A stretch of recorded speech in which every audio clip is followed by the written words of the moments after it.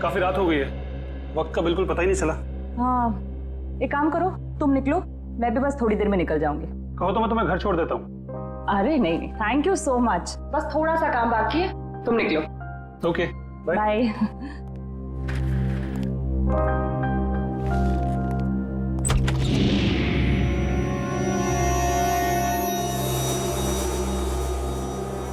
ठीक है। क्या है ये वैभव? ये कोई दरवाजे पे एनवलप छोड़ के गया है। बाहर इतनी रात को? ठीक है, तुम निकलो, मैं देखती हूँ। Okay, bye. बाय। इसमें कुछ लिखा भी नहीं है।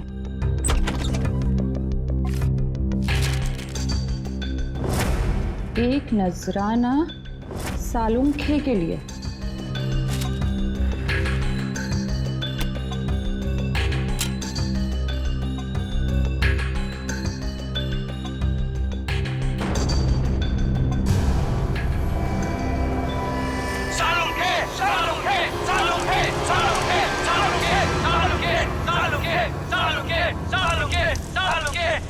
सबका सालुंखे सर के साथ क्या लेना देना है?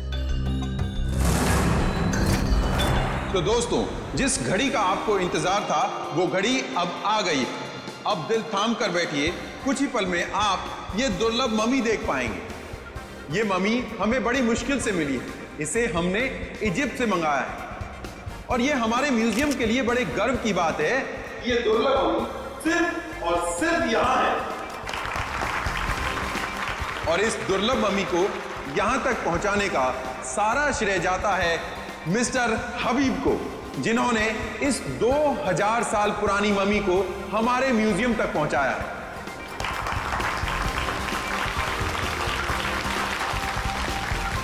और अब मैं आपका ज्यादा वक्त ना लेते हुए आपके सामने पेश करता हूं यह दुर्लभ मम्मी। लेडीज एंड जेंटलमैन, आपके सामने पेश है कायरो की शान, तलातत है इस मम्मी का नाम।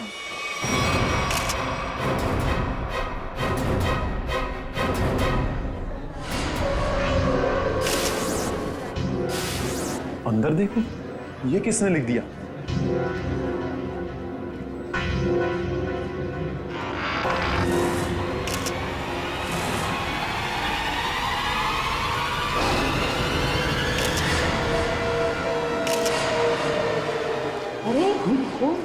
ये क्या है?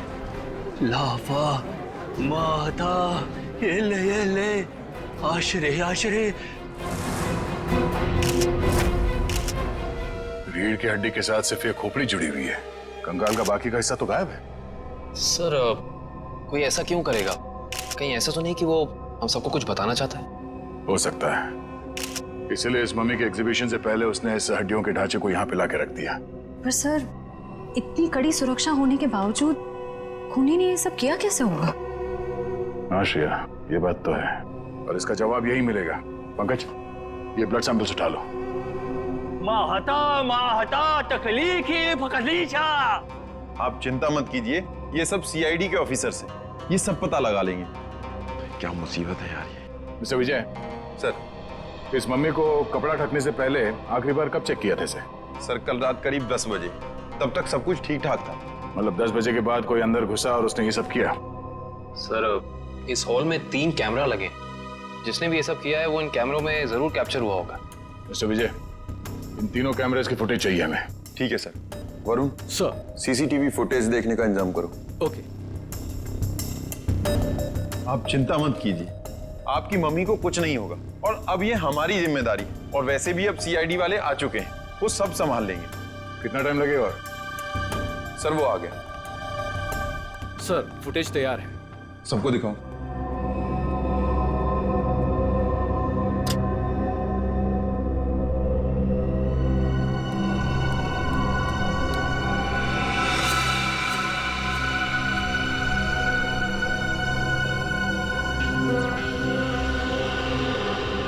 ये क्या? ये फुटेज ब्लैंक क्यों हो गया? जरा फिर से प्ले करो उसे। इसमें तो कुछ भी नहीं है। हाँ कभी, मगर ये फुटेज ब्लैंक कैसे हो सकता है? जरा दूसरे कैमरे का फुटेज दिखा। ऐसे कैसे हो सकता है? तीसरा कैमरे का फुटेज दिखाओ।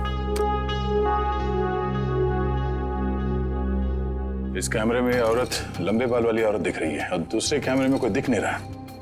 ये कैसे हो सकता है?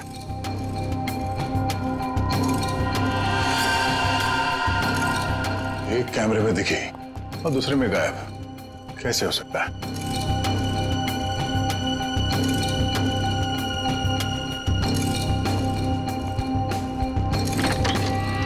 ये देखो, वो खूनी यहाँ इस खिड़की से ही अंदर आया है। सर अगर ये खूनी इस खिड़की से अंदर आया है और एक कैमरे में कैप्चर हुआ है, बाकी दोनों कैमरों में कैप्चर क्यों नहीं हुआ? वो इसलिए काविन, क्योंकि शायद ये खिड़की इस कैमरा के रेंज से बाहर है। वो यहां से अंदर आने के बाद वो इस तरफ गया होगा, छुप के निकला और इस कैमरे के नीचे से होते हुए वो आगे बढ़ा और यहां से आगे जाने के बाद उसने इस कैमरे को लेजर लाइट से ब्लाइंड कर दिया और यहां से आगे गया और उस हड्डियों के ढांचे को यहां इस कैमरे से नीचे लेके और फिर शायद वो लेजर उसने इस कैमरे पे मारा और फिर उस हड्डियों के ढांचे को यहां पे रख के चला गया, मगर जाते वक्त वहां उस कैमरे में वो कैद हो गया। सर इसका मतलब जिसने भी ये किया है वो अच्छी तरीके से जानता था कि इन कैमरों में कैद कैसे नहीं होना है। इसका मतलब वो जो कोई भी है उसे इस म्यूजियम की अच्छी जानकारी थी। सर यानी कि ये सारा काम किसी अंदर वाले का है, यहाँ किसी काम करने वाले का। हाँ श्रेया, ये काम यहाँ के किसी कर्मचारी का ही है। सर वो खिड़की देखने में काफी छोटी लगती है, मतलब जो भी अंदर आया है वो ज्यादा कद का नहीं होगा, 5 फीट के आसपास। और सर वो आदमी बहुत पतला दुबला होगा। आदमी क्यों, वो कोई औरत भी हो सकती है। उस फुटेज में उसके काफी लंबे बाल थे। नहीं सर, ये दोनों ऐसा काम नहीं कर सकती। ये तो हमारे यहाँ काफी सालों से काम कर रही हैं। तो फिर कौन कर सकता है? एक मिनट, जरा वो फुटेज दिखाना जहां पे वो औरत दिखी थी फ्रेम में। पॉज करो सर, अब जरा जूम करना। इस औरत के तो साइड हॉक्स है। सर ये लड़कियों का कोई नया फैशन है? नहीं पंकज, ये कोई औरत नहीं है। औरत के भेष में कोई आदमी घूम रहा है। औरत के भेष में आदमी? मिस्टर विजय सर, आपके स्टाफ में कोई ऐसा है जो इस वक्त यहाँ पे मौजूद नहीं है? हाँ सर, एक कर्मचारी था जो टूर गाइड का काम करता था। मतलब अभी कहाँ है? सर वो 2 हफ्ते पहले म्यूजियम का कुछ सामान चुराते हुए रंगे हाथों पकड़ा गया। अनिल नाम था उसका। हाँ सर, अनिल की कदकाठी ऐसी है कि वो इस खिड़की से आ जा सकता है। और एक म्यूजियम को एक टूर गाइड से बेहतर कौन जान सकता है। इस अनिल से मिलता है। बड़ी अजीब बात।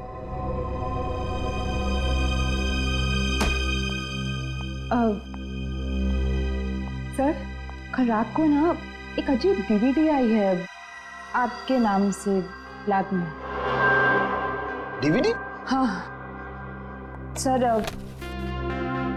ये देखिए सर। एक नजराना सालुखे के लिए। सर इसमें ना एक जलती हुई गाड़ी दिखाई है, कुछ लोग अपना मुंह छुपाए खड़े हैं और वही लोग आपके नाम के नारे लगा रहे हैं सर। तारिका, ये सब उलझाने के वाला मामला है। कोई हमें भटकाना चाहता अपने काम से। रखो ये डीवीडी वहां पर रखो, काम पे ध्यान दो। कमा देखो इस डीवीडी को उधर, और इधर आओ।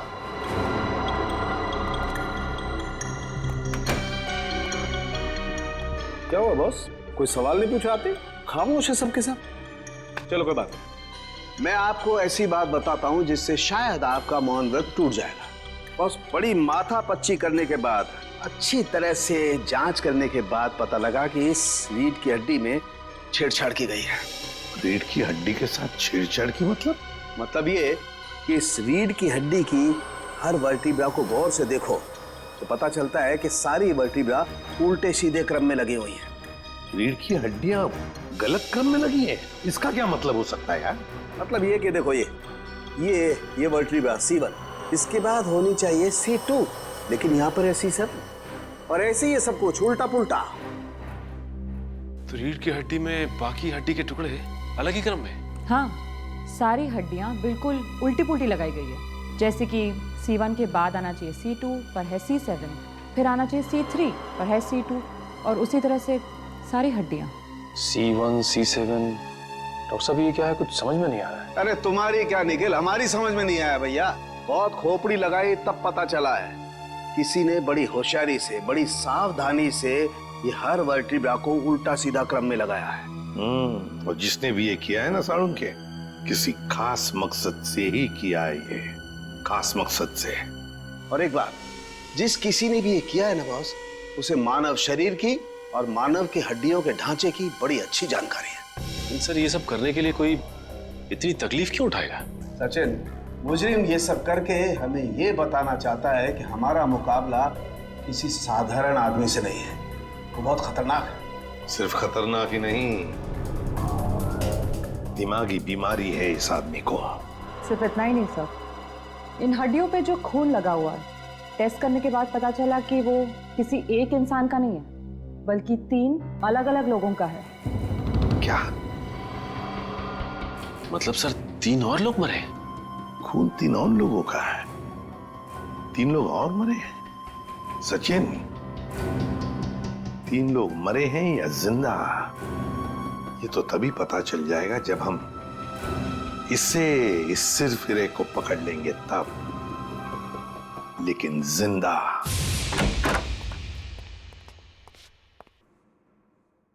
ऐसा लगता है कमरे में कोई भी नहीं है। चांद मारो, देखो क्या मिलता है।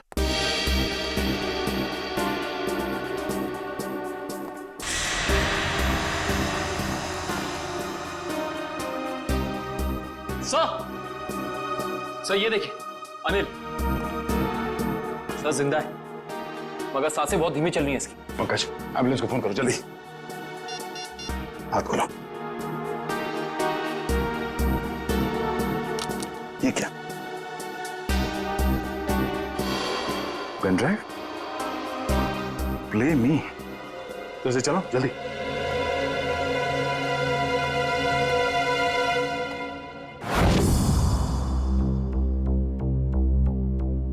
सालुंखे, मैं जानता हूं कि मेरा यह संदेशा तुम तक जरूर पहुंचेगा।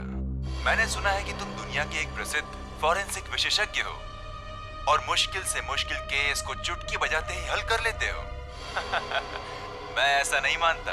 मेरी नजरों में तुम सिर्फ एक आम इंसान हो और अब मैं आ गया हूं और बहुत जल्द दुनिया के सामने तुम्हारी असलियत ला कर रख दूंगा। सालुंखे, मैंने 3 आदमियों को बंदी बनाकर रखा है। अब उनकी जिंदगी तुम्हारे हाथों में है। तुम चाहो तो उन्हें बचा सकते हो। तुम्हारे पास जो रीढ़ की हड्डी है उसके जरिए उन तक पहुंच सकते हो, लेकिन तुम्हारे पास सिर्फ और सिर्फ 6 घंटे हैं। तो दिखाओ अपनी काबिलियत, और अगर तुम उन 3 लोगों को नहीं बचा सके तो उनकी मौत की जिम्मेदार होगे तुम, और तुम्हारा समय शुरू होता है अब।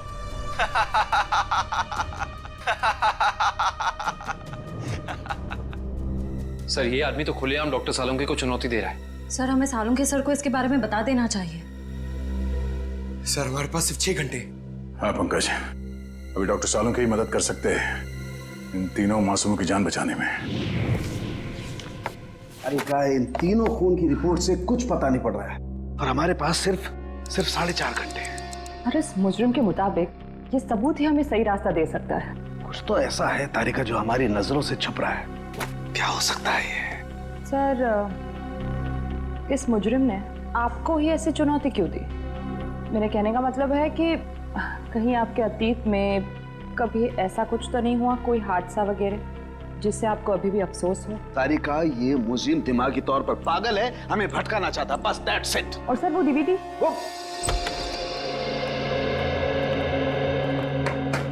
क्या हुआ संजय, क्या पता चला? बॉस, हमारे पास सिर्फ 4.5 घंटे हैं। वक्त गुजरता जा रहा है और मुझे अभी तक कुछ पता नहीं चला है। यार वही मैं तुझे कहने आया हूं कि जल्दी बता। बस मुझे लगता है इस रीढ़ की हड्डी में कोई कोड है। मुझे एक एक वर्टिब्रा फिर से चेक करनी पड़ेगी बस।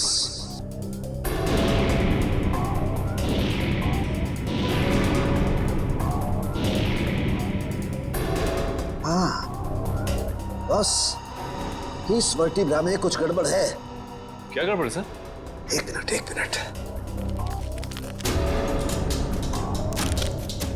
एक मिनट बस।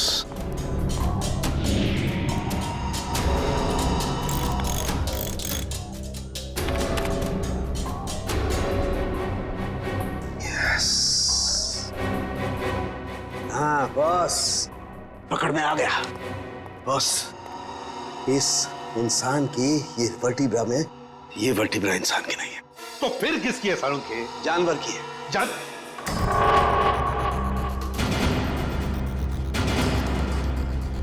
यार तू क्या कह रहा है? बॉस, थोड़े से टेस्ट और करने पड़ेंगे, लेकिन एक बात कंफर्म है, ये वर्टिब्रा किसी जानवर की, और जानवर में भी ये वर्टिब्रा कुत्ते की, कुत्ते की। कुत्ते का वर्टिब्रा है? हाँ बॉस। इंसान की रीढ़ की हड्डी में कुत्ते की? सर ये कैसे हो सकता है सर? निखिल, पूरी हड्डी नहीं, सारी वर्टिब्राज में से सिर्फ एक ये वर्टिब्रा कुत्ते की है जो इसमें बदल दी गई है, ताकि हमें लगे ही नहीं कि ये किसी कुत्ते की हड्डी है। लेकिन सर रीढ़ की हड्डियों को उल्टे सीधे तरीके से जोड़ने की वजह क्या हो सकती है? शायद हमें भटकाने के लिए बॉस। हाँ, ये हमें उलझाने की कोशिश कर रहा है, बड़ा चालाक है ये। वो चाहता है कि हम ये C1, C2, C3, C4, C5 इन वर्टेब्रेज में फंसे रहे हैं और हमारा ध्यान इस कुत्ते की रीढ़ की हड्डी पर न जाए। एक बात और बॉस। क्या? इस हड्डी को देख करके लगता है कि ये हड्डी किसी बड़ी नस्ल के कुत्ते की हड्डी है। बड़े नस्ल के कुत्ते की रीढ़ की हड्डी? तो फिर सचिन पता लगाना पड़ेगा ऐसे कौन कौन से डॉग ब्रीडर्स हैं जो बड़े नस्ल के कुत्ते ब्रीड करते हैं और किन किन लोगों ने कुत्ते पाले हैं। पता चल गया? Okay, thank you sir. क्या कहा सारुण? सर कुत्ते की नस्ल का पता लगा लिया उन्होंने। ये वैल्यून नस्ल का कुत्ता है सर। वैल्यून नस्ल का कुत्ता? हाँ सर, माफ कीजिएगा, आप लोगों को इंतजार करना पड़ा। बताइए मैं आपके लिए क्या कर सकता हूँ? हमें कोई परेशानी नहीं हुई, आप सिर्फ इतना मुझे बताइए कि क्या आप वैल्यून नस्ल के कुत्ते बेचते हैं? हाँ सर, ये बड़े दुर्लभ और बड़े आकार का कुत्ता है। हम इसे बाहर से मंगवाते हैं अपने कुछ खास ग्राहकों के लिए। तब तो ये आसानी से बता सकते हैं आपके इस नस्ल के अब तक कितने कुत्ते बेचे आप? हाँ सर,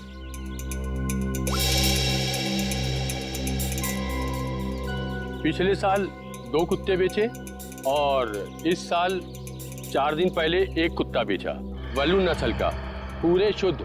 4 दिन पहले? सचिन, इन कुत्तों के सारे डिटेल्स ले लो।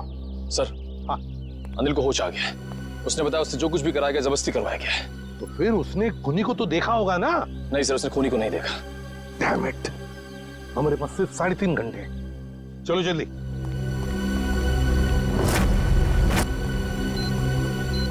सर हमने 2 घर तो चेक कर लिए, उनके कुत्ते तो सही सलामत हैं। हाँ निखिल, अब इस घर का कुत्ता देखते हैं, शायद यहीं से कुछ पता चल जाएगा।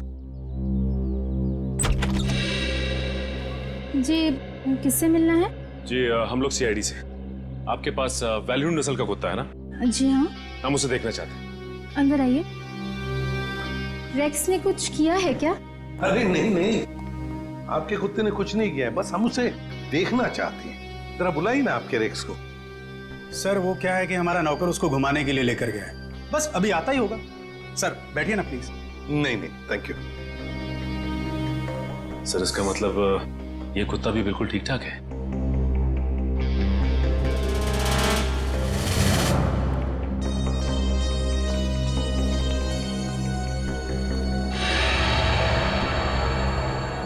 क्या यही है आपका रेक्स? जी सर, आपको कोई शक है क्या? मैं फिर से पूछता हूं, क्या यही रेक्स है? जी हाँ सर। देखिए, हमारे पास जिस कुत्ते का फोटोग्राफ है उसके दाहिने आंख के ऊपर, मतलब यहां पर एक काला धब्बा है। आपके इस रेक्स में वो नहीं है। ये क्या कह रहे हैं सर आप? इसका मतलब तो यही हुआ कि जो कुत्ता आप लोगों ने खरीदा है वो ये कुत्ता नहीं है। ये क्या है माया?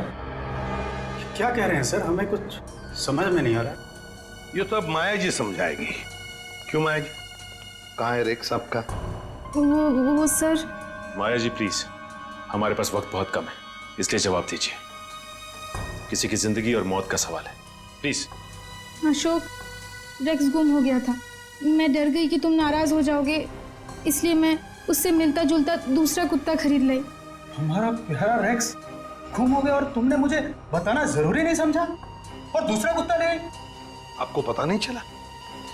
सर मैं मर्चेंट नेवी में पिछले 6 महीने से मैं शिप पे था, अभी 2 दिन पहले आया हूँ। अच्छा माया जी, ये आपका रेक्स गुम कैसे हुआ? सर हमेशा की तरह मैं रेक्स को लेके रोड में टहलने निकली। वो मुझसे दूर भागने लगा। मैंने उसे पकड़ने की कोशिश की, पर पता नहीं भागते भागते वो कहाँ खो गया। और आपने उसे ढूंढने की कोशिश नहीं की? हाँ सर, बहुत कोशिश की पर मिला ही नहीं। अच्छा, ये सब कब हुआ, कहाँ पर हुआ? 4 दिन पहले, जंगल के पीछे वाले रास्ते पर। जंगल का पीछे वाला रास्ता? सर हमारे पास वक्त बहुत कम है। सर जंगल काफी बड़ा और राइस को ढूंढना थोड़ा मुश्किल है सर। रेडियो और पंकज को लगा दो काम पर, फोन करो उसे। Thank you very much. अरे सर, ये एसीपी सर ने हमें अचानक यहाँ क्यों बुला लिया? पता नहीं यार, एसीपी साहब का ऑर्डर है भैया, मानना तो पड़ेगा। हाँ सर, मैंने सुना है इन जंगलों में ना जंगली जानवर आते हैं। अबे तू मुझे बता रहा है या डरा रहा है? बता रहा हूँ सर, मैंने अखबार में पढ़ा है। एक बार एक आदमी इन जंगलों में कहीं घूम गया था, चीता ने पीछे से उसके ऊपर झपट्टा मारा और उसे कच्चा चबा दिया। कच्चा चबा दिया? अरे बाप रे! और चीता तो पीछे से झपट्टा मारता है सर। पंकज एक काम कर, तू आगे देखते हुए चल, मैं पीछे देखते हुए चलता हूँ, उल्टा। ओके चल। चले सर। हाँ। रेडियो और पंकज लगे हैं ना काम पे? हाँ सर, लगे हुए लोग। इसकी बात समझ में नहीं आ रही है, कुत्ता माया के घर से भागा क्यों है? मुझे तो लगता है निखिल, कुत्ते को किसी चीज से ललचाया होगा, इसलिए वो भाग गया। ये सब उस खूनी का प्लान हो सकता है। अभी चल। पंकज, वहां झाड़ियों में कुछ है। सर कहीं चीता तो नहीं?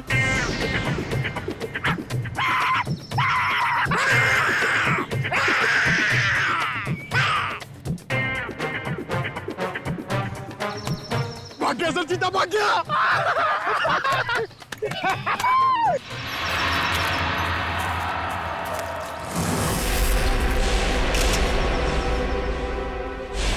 एक मिनट, ये देखो।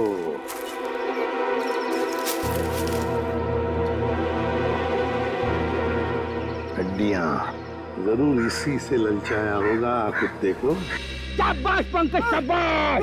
तुमने मुझसे कुछ नहीं सीखा। नहीं, मगर एक बात जरूर सीख ली, बहादुरी की। बहादुरी? सर, मैंने तो आपकी बहादुरी कभी नहीं देखी। अबे मैं बहादुर था मैं, शादी से पहले, मगर शादी के बाद तो। सर, एक चीता कहीं फिर से तो नहीं आ गया? अरे बाप रे, अब क्या करें? आपको पेड़ पर चढ़ना आता है? नहीं, पंकज भाग भाग भाग भाग, भाग।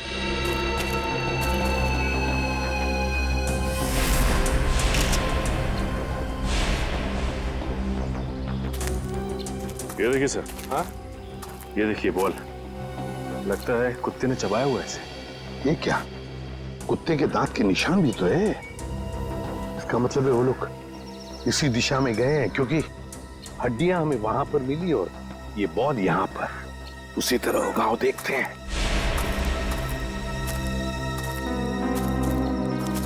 ये क्या? जंगल का रास्ता तो यहीं पर खत्म हो गया। क्या करें?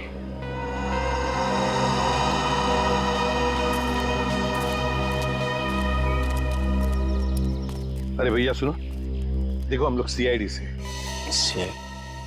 घबराओ मत, सिर्फ पूछताछ करने आए हैं। एक बात बताओ, 4 दिन पहले क्या तुमने यहाँ पर किसी बड़े नस्ल के कुत्ते को देखा है? सफेद रंग का कुत्ता, उसके शरीर पर काले काले धब्बे थे, बड़ा खूबसूरत सा कुत्ता था। ये कुत्ता क्या सब, यहाँ तो दिन में बहुत सारे कुत्ते घूमते हैं। अरे भाई साहब, आपको बताया ना कि बड़ी नस्ल का कुत्ता, वो कोई आम कुत्ता नहीं था। अच्छा, वो जिसे लोग गाड़ियों में लेकर घूमते हैं? हाँ। ऐसा कुत्ता तो देखा नहीं, लेकिन 4 दिन हो गए मैं अंदर खाना खा रहा था और एक कुत्ता जोर जोर से भौंक रहा था। तो मैं खाना छोड़ के बाहर आया, कुत्ता तो नहीं था, लेकिन एक सफेद कलर की वैन तेजी से निकल गई। शायद वो कुत्ता उसमें हो। सफेद कलर की वैन? अच्छा, वैसे तो तुम लोगों को आदत सी होती है ना किसी भी गाड़ी का नंबर, गाड़ी का मेक याद रखने की, तो हो सकता है उस गाड़ी का भी नंबर याद हो तुम्हें। हाँ साहब, वैन का नंबर था STU 3339। STU 3339। Thank you Sachin, इस इस वैन का पता लगाओ। सफेद कलर की वैन STU 3339। बस हो गया नाटक। हाथ ऊपर। चुपचाप अपने आप को हमारे हवाले कर दो।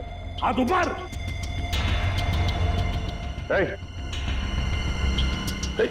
अच्छा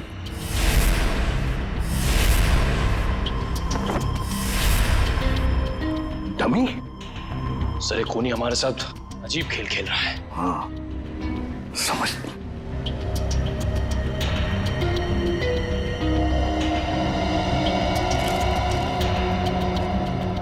चिट्ठी है। तुम्हारे अंदर कुछ खास नहीं है, बड़े मामूली और आम हो तुम। अब मान लो कि तुम उन 3 लोगों को बचाने में नाकाम हो चुके हो, तुम हार गए। अच्छा सर, ये कोई संकी है।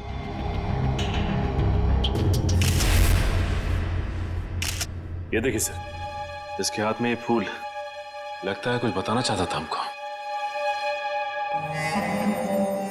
हाँ, ये हमें कुछ बताना चाहता है, कुछ ऐसी चीज जो साळुंखे को भी दिख नहीं रही है। साळुंखे तो अब तक वहां पहुंचा ही नहीं। पता लगाना पड़ेगा है क्या ये सुराग जो अभी भी धुंधला सा है। या साळुंखे सिर्फ 40 मिनट बचे हैं। जो भी करना है जल्दी कर। हाँ बॉस, आई नो। ये रीढ़ की हड्डी की गुत्थी तो सुलझा ली, लेकिन उसके आगे कुछ समझ में नहीं आ रहा है। सर जरूर हमारी नजरों से कुछ ना कुछ तो छूट रहा है। आई नो तारिका कुछ छूट रहा है, लेकिन क्या छूट रहा है वो तो समझ में आए। एक तारिका, ये स्कल पकड़ो जरा। तारिका वो सब लो। सर ये लीजिए सर।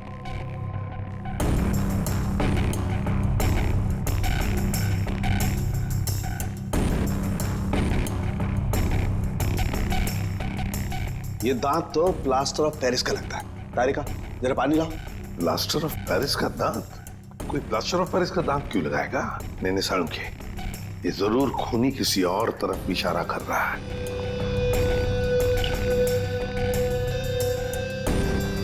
अच्छा साळुंखे साहब, ये आपके प्रोफेशन में ये प्लास्टर ऑफ पेरिस कहाँ इस्तेमाल होता है? सचिन, प्लास्टर ऑफ पेरिस अक्सर मेडिकल कॉलेजेस में कंकाल वगैरह बनाने के लिए, स्टडी के लिए इस्तेमाल करते हैं। Medical college, medical college. ये फूल बस, इस तरीके का फूल मेरे टाइम में मेरे कॉलेज में कुछ बदमाश छात्र अपनी पहचान के लिए छोड़ जाते थे। तो इसका एक ही मतलब हो सकता है साळुंखे कि खूनी तेरे मेडिकल कॉलेज की तरफ इशारा कर रहा है। हाँ, तेरे मेडिकल कॉलेज की तरफ, मेरे कॉलेज की तरफ। सर मैं आपसे जिस डीवीडी के बारे में बात कर रही थी ना, उसके वीडियो में लोगों ने जो कपड़े पहने हैं उन पे भी ठीक ऐसे ही फूल का प्रिंट बना हुआ है। किस वीडियो के बारे में बात कर रही हो तारिका? तारिका वो वीडियो ऑन करो। हाँ सर। लगाओ लगाओ, वीडियो लगाओ।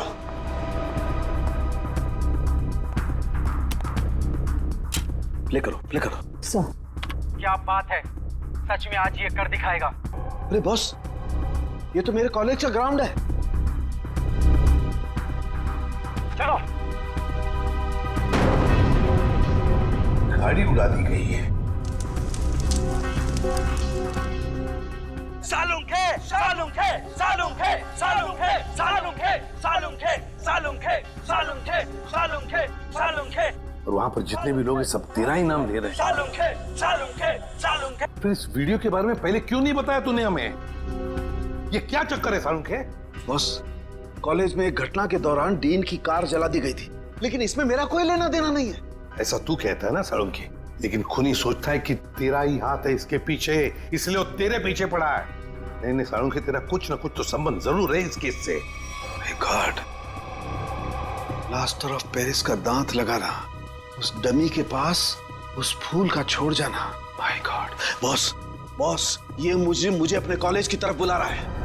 मतलब सर, इन तीनों विक्टिम्स को भी इसी कॉलेज में रखा गया होगा? हाँ, सिर्फ 30 मिनट बाकी है, तेरे मेडिकल कॉलेज में जाना होगा।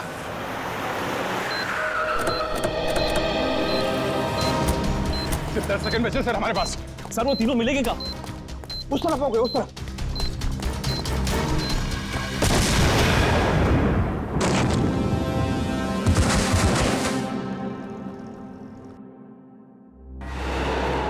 अभिजीत, डॉक्टर साहब, अब ठीक है? मैं कैसे ठीक हो सकता हूँ? 3 बेगुनाह लोगों की जान ली, क्यों किया तुमने ऐसा? संभालिए अपने आपको डॉक्टर साहब। नहीं, मैं कैसे संभाल सकता हूँ? उसने 3 बेगुनाह लोगों की जान ली है। मैं उस खूंखार को अपने हाथों से मार के रहूंगा।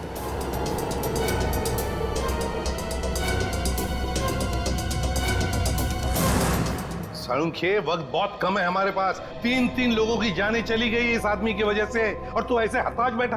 तो क्या करूं बॉस, ये मेरी गलती थी। मेरी वजह से 3 मासूमों की जान गई और मैं कुछ नहीं कर पाया। बॉस, मैं फेल हो गया। यार, तेरी वजह से जान नहीं गई है। तूने जो भी करना था सब कर लिया। अगर वक्त पर काम नहीं आया तो क्या किया बॉस? मुझे पहले क्यों नहीं समझ में आया? वो फूल, वो पीओपी का दांत, वो डीवीडी, पहले क्यों नहीं समझा? ये इशारा आया। सर, आप अपने आप को क्यों दोषी मान रहे हैं? जो भी हुआ उसमें आपकी क्या गलती थी? मेरी क्या गलती? बॉस, क्या फायदा मेरे एक्सपीरियंस का, मेरे अनुभव का? क्या फायदा जब मासूमों की जान मेरी आंखों के सामने चली जाए? क्या फायदा? क्या बात करता है तू साळुंखे? अरे साळुंखे उस इंसान का नाम है जो कभी हारना नहीं जानता। जहां पर कुछ भी नहीं है उसमें जो कुछ न कुछ तो ढूंढता ही है। हाँ सर, जब उम्मीद की एक भी किरण दिखाई नहीं देती, उस वक्त भी आप ऐसा कुछ ढूंढ निकालते हैं कि हम लोग आसानी से केस सॉल्व कर लेते, मुजरिमों को पकड़ लेते। Yes, eureka! जहर बॉडी में आया था दांत से। लेकिन सचिन, आज मुजरिम जीत गया। सीआईडी की ड्यूटी के दौरान जो कुछ भी हमने आपसे सीखा है, आपका जोश, आपका हौसला, सर आप कभी हार नहीं मान सकते। हाँ सर। देखता क्या है, सोचता क्या है? उठ, लग जा काम पे। बॉस, मैं तुमसे वादा करता हूं, ये साळुखे तुमसे वादा करता है, मैं उस खूनी को छोड़ूंगा नहीं। मैं उससे उसके अंजाम तक पहुंचा करके रहूंगा बॉस। Yes, yes. ये हुई ना बात। साळुंखे कभी हिम्मत नहीं हारता। आप देखना, यूं सुराग मिलेगा साळुंखे, यूं सुराग मिलेगा। मेरे साथ तुम लोगों का साथ है, साळुखे हार सकता नहीं। मैं जरूर उसे उसके अंजाम तक पहुंचा के रहूंगा।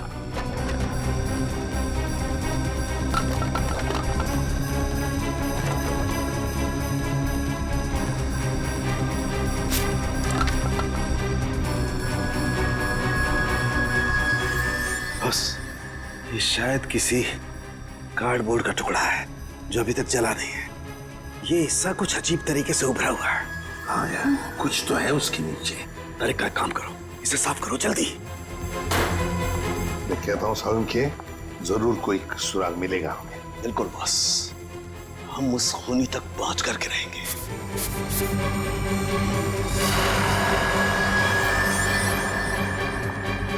सर, से देखिए, यहाँ पे कुछ लिखा हुआ है। एवी क्या हो सकता है?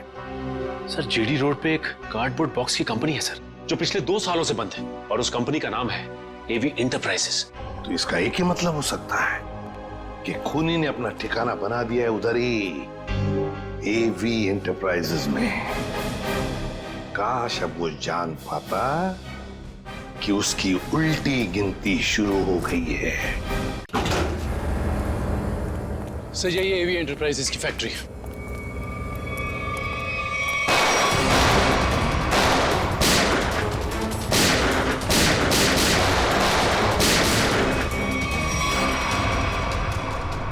क्या बात है, अभी तो हमारा स्वागत गोलियों से हो रहा था, अभी एकदम सन्नाटा। सर, लगता है कोई नई चाल चलने वाला है।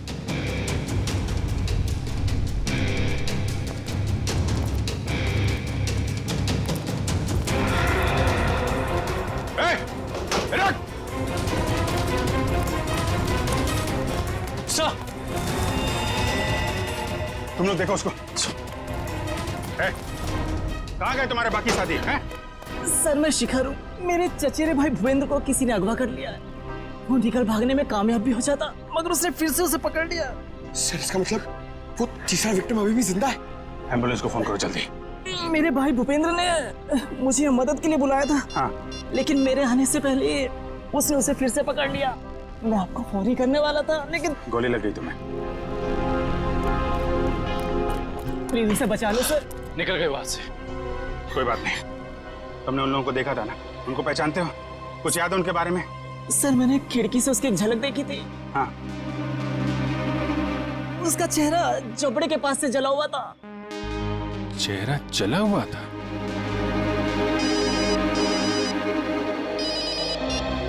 हेलो सीआईडी वालों, तुम लोग डाल तो मैं बात। तुम लोग मुझे कभी पकड़ नहीं सकते। भूपेंद्र की मौत इतनी भयानक होगी कि उसका जिम्मेदार सिर्फ और सिर्फ सीआईडी होगी। देखो तुम लोग, हेलो हेलो, कौन था सर? खूनी अब हमें चुनौती दे रहा है। सर पता नहीं वो लोग भूपेंद्र को कहाँ ले गए होंगे। ये मामला सालुंके साहब के अतीत और उनके कॉलेज के दिनों से जुड़ा हुआ है। तो हो सकता है ये जले चेहरे वाला आदमी उन्हीं में से कोई हो। उस समय के जितने भी स्टूडेंट थे सबके बारे में पता लगाना होगा। क्या 20 साल पहले सोया और 1 महीना पहले जग गया? Okay, thank you. क्या हुआ फ्रेडी? सर 20 साल पहले सालुंके साहब के मेडिकल कॉलेज के डीन की कार जब उड़ाई गई तो उस धमाके में कुणाल नाम का एक छात्र घायल हो गया और कोमा में चला गया। वो जिस हॉस्पिटल में भर्ती था वहां से पता चला है कि वो अभी 1 महीना पहले कोमा से बाहर आ चुका है। बॉम्ब धमाके में घायल हुआ था और जो खूनी है उसका चेहरा भी जला हुआ है। मुझे लगता है ये कुणाल ही खूनी है, अब बदले की आग में जल रहा है। सर हॉस्पिटल वालों ने कुणाल का पता SMS किया। सर जरूर वो भूपेंद्र को वहीं लेकर गया होगा। ठीक है, उसके घर चलते हैं। क्या एड्रेस क्या?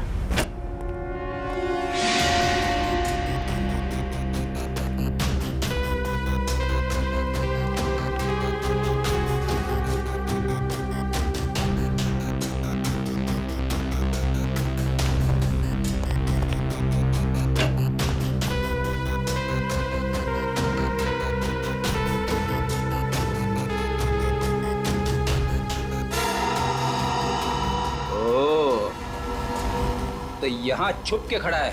बाहर आ जाओ कुणाल, तुम्हारा खेल खत्म हो चुका है। बाहर आओ।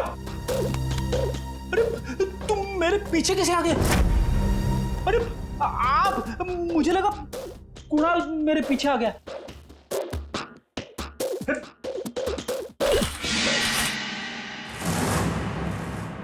सिर्फ जूते हैं, वहां चेक करो। इस कुणाल ने तो जूते खिलवा दिए मुझे।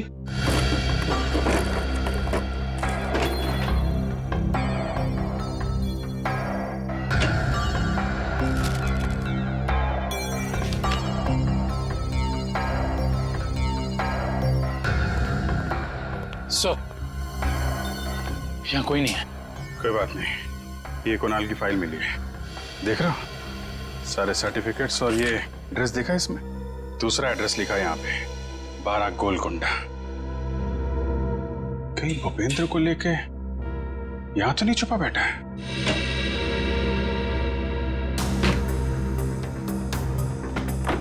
ब्यूरो में फोन करो, ये एड्रेस भेजो, उनको बोलो पता लगाएं इसके बारे में।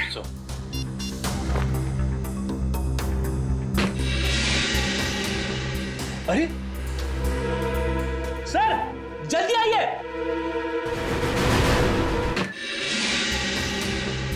अरे सर जल्दी आइए।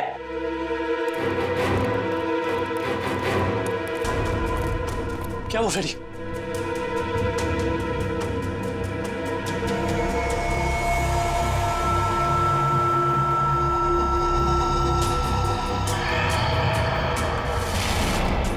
मैं अपना बदला लेकर रहूंगा। जिसने भी मुझसे मेरा कीमती वक्त छीना है, मैं उसकी जिंदगी छीनूंगा। जो दर्द मुझे मिला है वो दर्द मैं बराबर लौटाऊंगा।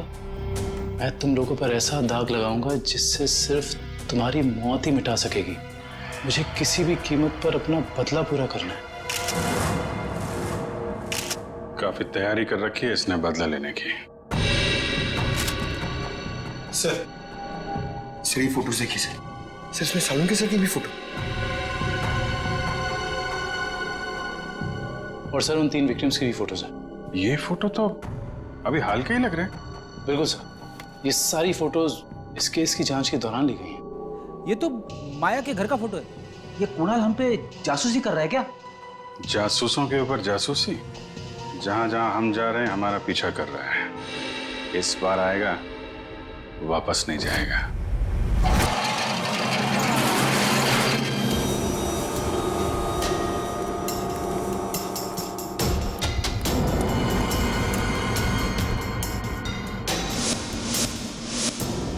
सर, उस आदमी को बांध के रखा हुआ है।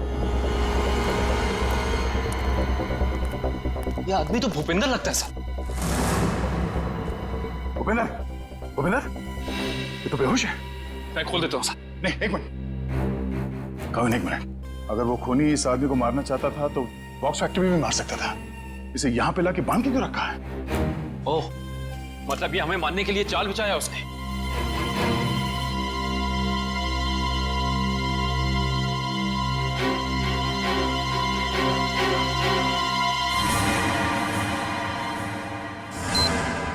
ओह नो, मौत का जाल यहां बिछा के रखा।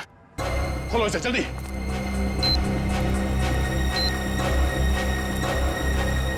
जल्दी खोलो इसे।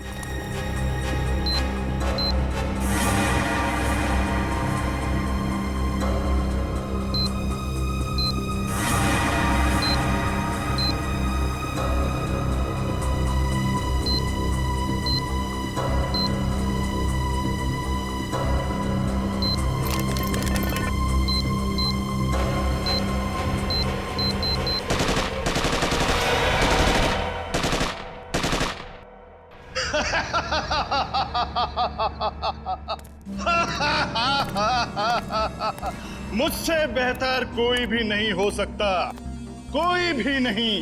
मैं कुणाल, मैं कुछ भी कर सकता हूं, कुछ भी। मैंने सीआईडी वालों को सुला दिया, मौत की नींद सुला दिया। अब दुनिया में इसके बाद कोई भी अमन और शांति का जिम्मा अपने कंधे पर नहीं उठाएगा। अभी एक को सबक सिखाना बाकी है। सालुंखे, अब तुम्हारी बारी है, तुम्हारी बारी है। अब तेरी बारी है कुणाल। तुम लोग जिंदा कैसे हो सकते हो? तेरे जैसी बीमारी सीआईडी का कुछ नहीं बिगाड़ सकती। सीआईडी मरती नहीं, मारती है तुम जैसे गुनहगारों को। क्या कह रहा था तू? डॉक्टर सालुंके को सबक सिखाएगा? हाँ, चल तुझे डॉक्टर सालुंके के पास पहुंचाते हैं।